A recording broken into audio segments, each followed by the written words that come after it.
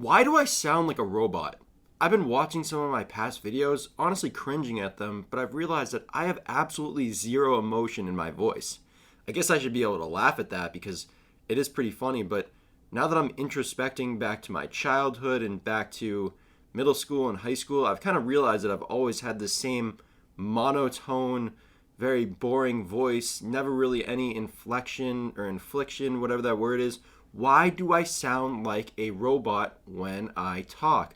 I can even hear it right now. Maybe it's that I'm just lacking passion in what I'm saying, but this is crazy for me to think about. And I know that in my journey of getting better at public speaking, this is the first thing that I've kind of got to chop at. So I think the best way to get this done is just to make fun of it and to get to the root cause of why I have zero emotion in my voice when I'm speaking and I sound like a robot. I know one of the first things that pops to my mind is that maybe I'm just afraid. Maybe I'm afraid of other people hearing what I really sound like, but now that I think about it, how do I even know what I really sound like if I've always kind of had this monotone, very boring voice, no inflection? What is going on here? Why can't I just change my pitch? Change my pitch? Nah. Change the pitch of my voice to meet the words that I'm saying as I'm saying them.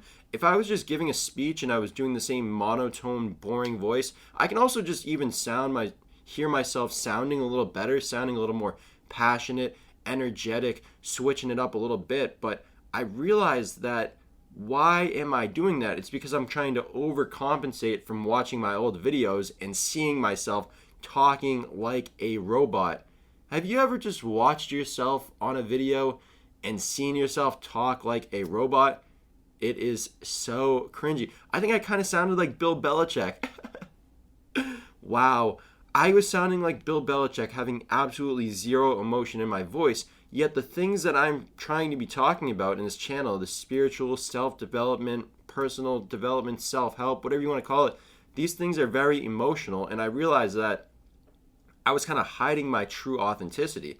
This is going to be a big theme on this channel of ways that I've kind of been holding myself back, ways that I've been getting in my own way, and not letting my authentic voice shine through is one of the ways that I now see that I've been holding myself back. I haven't been letting it all go. I've been kind of holding. Wow, this is actually crazy. I'm glad I'm doing these videos now because I see very clearly for what it is, and it's just this little mask, this little veneer. I'm trying to be perfect. I see other people do their thing, and I think, why can't I be as good as them? So I try to restrict myself in my expression, but I realize that if I just go off the top, let it flow spontaneous, and really let the vocal tonalities go where they go, and not just doing the same one over and over and over again, maybe throwing in an over again, maybe throwing in an over again. But I know I need to be able to take these risks, and I know it's especially a very low risk environment putting these videos up because nobody actually watches them. But I know that even though nobody's going to watch them, and maybe I'm going to be the only one who watches them, it's still nerve-wracking for some reason. And maybe that's just the beginning of this journey, day 2 of just speaking on camera, learning how to just flow, learning how to, again, not talk like a robot. I think the biggest thing that I've kind of deduced just from this little rant right now is that I need to have more emotion. I need to have more emotion. I need my why to really be connected. And I've really been disconnected from my emotions for a while. That was one of the big reasons why I was going through depression and anxiety. I was so unaware of my emotions. I was so detached. I was so hurt inside and didn't want to feel the pain, and thought that, this is going to get deep, I guess they always do. I thought that the way to not feel the pain of going through depression, going through anxiety, was to just throw my emotions away or to kind of suppress them. And all I realized was that that just made it worse and worse and worse, until the point where they all have to come up, because they have to come up eventually. You can't just suppress them forever. And if you do suppress them forever, it will not be a very fun existence. Trust me with that. But when you start to learn to face them, they start to come up, and I realize that there's a lot of negative stuff down there. And I think that I didn't want to express that negative stuff. I express a lot of that negative stuff through journaling and art and writing poetry and making music, but I think the best way to let it out is to just flow and vent. I guess that's why we call it venting. You just need this little air hole to let it out. And even if the stuff that's coming out of my mouth right now isn't very valuable, maybe it isn't very valuable at the moment, but I know that if I'm doing this for, say, 30 minutes to an hour every single day, I can't wait to see what my voice sounds like and how I don't sound like a robot, say, in 120 days or 180 days. And I actually can just hear it a little more now, me getting a little more excited. A little more excited. Why is that my go-to change in tonality? Why can't I just dip? Why does it always got to be high? Why can't it just be low? Or why can't it just be kind of like a little roller coaster? Not like a very big change. I think that's the big problem. The big problem is I'm trying too hard. Yes, that's what it is. I'm trying too hard. I'm trying too hard to make people like me. I know that some random person watching this video probably won't like me, and there's nothing that I can do about that. So, wow, this is a huge mindset shift.